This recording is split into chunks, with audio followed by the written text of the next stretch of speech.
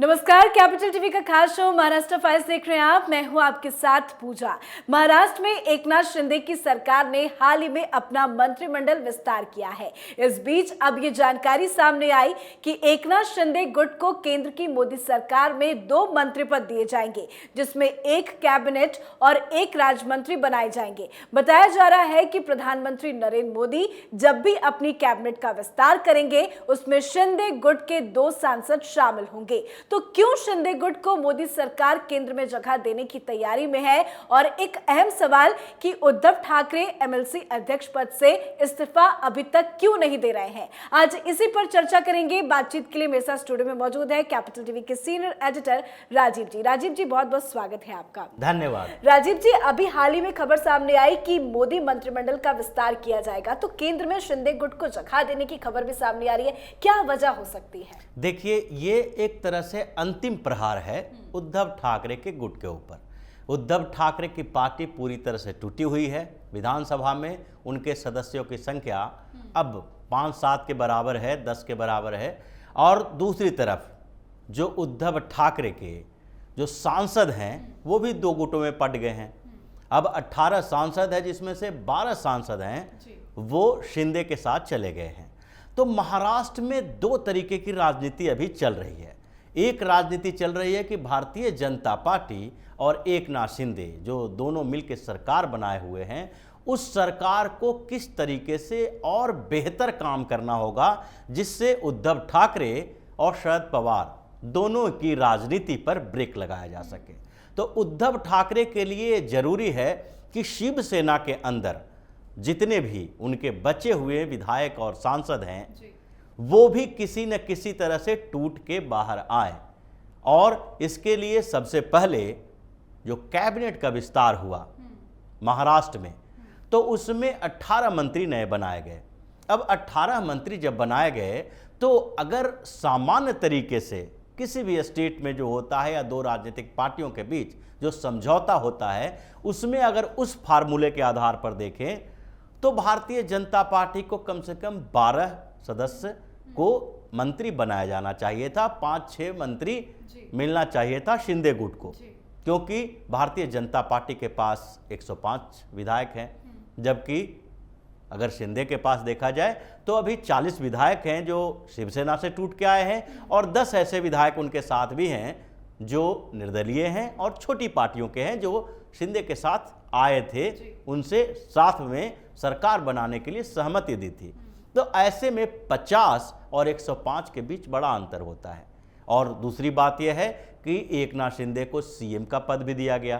तो ऐसे में सामान्य फार्मूला था कि भारतीय जनता पार्टी को ज़्यादा सीटें मिले कैबिनेट में, लेकिन भारतीय जनता पार्टी ने ऐसा नहीं किया और दोनों के बीच बराबर बराबर सीटों का बंटवारा हुआ। यानी कि कैबिनेट में 9 मंत्री दोनों के शामिल हुए। अब एकनाथ शिंदे और भारतीय जनता पार्टी की जो सरकार है, तो उसमें अगर 20 मंत्री अभी हैं मुख्यमंत्री को मिला के, तो 10-10 दोनों के हैं। अभी 9 हुए हैं, और उससे पहले मुख्यमंत्री और उप मुख्यमंत्री थे। तो ये बराबर का दर्जा दे रही है भारतीय जनता पार्टी कैबिनेट में, उसके बावजूद, जबकि वो पहले से ही सीएम शिंदे को बना चुकी है। इसका मतलब है कि भारतीय जनता पार्टी का जो राजनीतिक तरीका है और भारतीय जनता पार्टी जो महाराष्ट्र में राजनीति कर रही है, वो दूसरे जगह से अलग है। वहां पर प्रायोरिटी ये नहीं है कि अभी सत्ता में भागीदारी और सत्ता में जो लोग बैठे हुए हैं उनके साथ मिलजुल कर हम वहां पर सरकार का लुत्फ उठाएं। उनके लिए प्रायोरिटी ये है कि आगे की राजनीति भारतीय जनता पार्टी की कैसी होगी, और आगे जो चुनाव आने वाले हैं, पहला चुनाव है जो बीएमसी का है, जो उद्धव ठाकरे के लिए सबसे बड़ी चुनौती बनकर आएगा। और उसके बाद महाराष्ट्र विधानसभा का चुनाव, उसके बाद फिर लोकसभा का चुनाव। तो लगातार जो चुनाव होने वाले हैं, उन चुनावों को ध्यान में रखते हुए भारतीय जनता पार्टी ये देख रही है कि जिस तरीके से वहाँ पर राजनीति चलेगी, तो वो उस राजनीति के हिसाब से हम एकनाथ शिंदे को ये न महसूस होने दें, या महाराष्ट्र में ये संदेश न जाए कि भारतीय जनता पार्टी ने शिवसेना को तोड़ के शिवसेना को बर्बाद किया है और अपनी राजनीति चमकाई है। शिवसेना को तोड़ा नहीं है, बल्कि शिवसेना में वैचारिक मतभेद जो हुआ है वो दो गुट बने हैं और शिवसेना वैसे ही जीवित रहेगी, चाहे वो जो उनके अध्यक्ष हैं, प्रमुख हैं, वो बदल जाए। यानी कि जो पार्टी है, पार्टी खत्म नहीं होगी, व्यक्ति को खत्म करना है।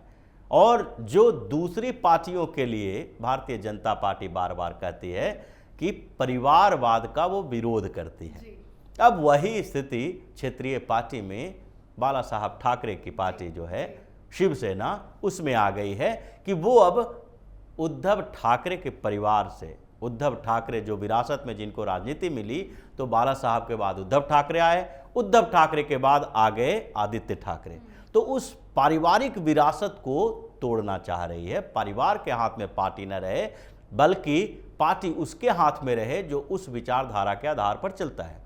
तो महाराष्ट्र में कैबिनेट के अंदर शिंदे गुट को अच्छी खासी जगह मिल रही है जी, और इस कैबिनेट में जिस तरह से जगह मिल रही है उससे शिंदे गुट मजबूत भी होगा। हो रहा लेकिन है। बात उद्धव ठाकरे की करें तो एमएलसी से वो इस्तीफा क्यों नहीं दे रहे हैं? बिल्कुल, एमएलसी से इस्तीफा नहीं देने की एक बड़ी वजह है, लेकिन उससे पहले हम लोग केंद्र वाली बात थोड़ी कर लें कि महाराष्ट्र में तो मजबूत है, महाराष्ट्र के अंदर कैबिनेट में अच्छी जगह मिली हुई है, लेकिन अब अंतिम प्रहार के तौर पर केंद्र में भी चाहिए, क्योंकि विवाद पहले से चल रहा था। और ये दो तरह की बातें हैं, जैसा आपने कहा कि 2 मंत्री बनाए जाने की संभावना है केंद्र में, ये बड़ी बात होगी, क्योंकि एक तरफ तो जब शिवसेना और भाजपा का गठबंधन था और 2019 के लोकसभा चुनाव के बाद भारतीय जनता पार्टी ने शिवसेना को उसका अधिकार दिया, एक मंत्री बनाए गए अरविंद सावंत, और वो केंद्र में जब मंत्री बने तो एक ही सीट दी जा रही थी कैबिनेट में, केंद्र में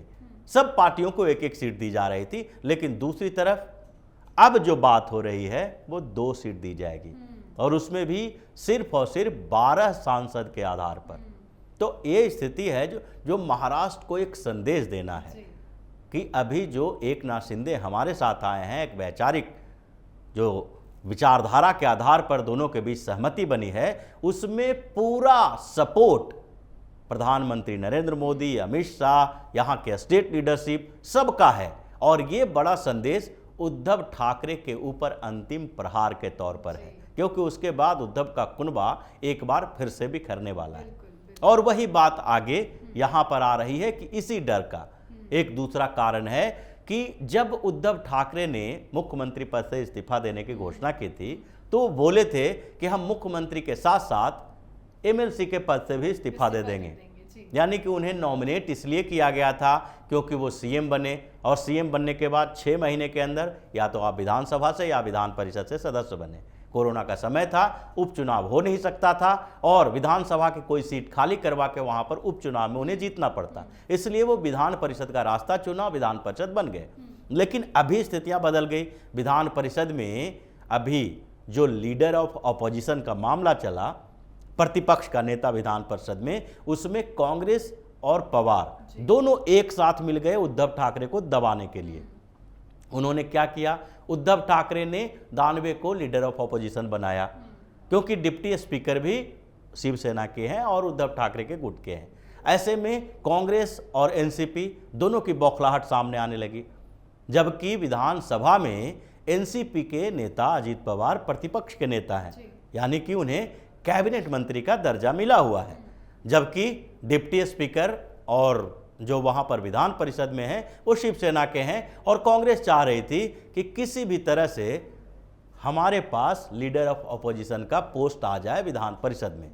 अब ये पूरा खेल चल रहा था। और दूसरी तरफ अगर उद्धव ठाकरे को देखा जाए तो अभी उनके लिए एक एक सदस्य मायने रखता है। अगर वो एक भी विधायक उनके कहीं खिसकते हैं तो भी उनके लिए बड़ी मजबूरी हो जाती है। और विधान परिषद में भी उनके 12 सदस्य हैं, और अगर उद्धव ठाकरे खुद इस्तीफा देते हैं तो 11 हो जाएंगे। 3 से 4 जो एमएलसी हैं वो अभी डायरेक्ट शिंदे के साथ खड़े हैं, और 1-2 और हैं जो संपर्क में हैं, जो चाह रहे हैं कि कभी न कभी शिंदे के साथ जाएंगे। तो ऐसे स्थिति में उद्धव ठाकरे को भी लग रहा है कि जब तक हो सकता है बने रहें और उसका काम करते रहें, ताकि विधान परिषद में हम मतलब अपोजिशन में सबसे बड़ी पार्टी बनकर रहें। 12 सीटें नहीं रहेगी तो 10 सीटें एनसीपी के साथ भी है, 10 सीटें कांग्रेस के साथ भी है। तो 10-10 के बराबर वो अगर इस्तीफा देते हैं तो उनका भी 11 हो जाएगा, और 3-4 भी शिंदे के साथ चले जाते हैं तो ऐसी स्थिति में उनके गुट की सदस्यों की संख्या 7-8 हो जाएगी। जी, मतलब एक डर है, डर की वजह तो से ये बड़ा डर है उनके पास, और इसलिए उस समय जो इमोशन के साथ विक्टिम कार्ड खेलते हुए उन्होंने बोला कि हम सारे पद छोड़ देंगे, सिर्फ पार्टी के संगठन में काम करेंगे, वो वादा उनका टूट गया है इसी डर के कारण।